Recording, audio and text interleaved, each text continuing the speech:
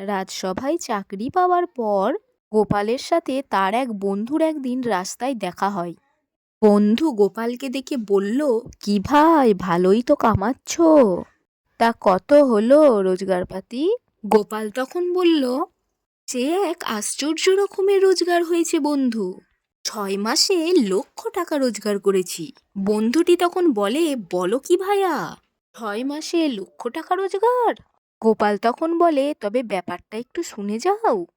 প্রথম মাসে চালাকি করে মহারাজের কাছ থেকে আমি 1 টাকা রোজগার করেছিলাম, তারপর এই 5 মাসে শূন্য পেয়েছি। তাহলে একের পিঠে 5টি শূন্য হলে কত হচ্ছে? অর্থাৎ লক্ষ টাকা রোজগার করেছি। তুমিও যদি নিজের রোজগার বাড়াতে চাও তবে আমাকে অনুসরণ করতে পারো বন্ধু।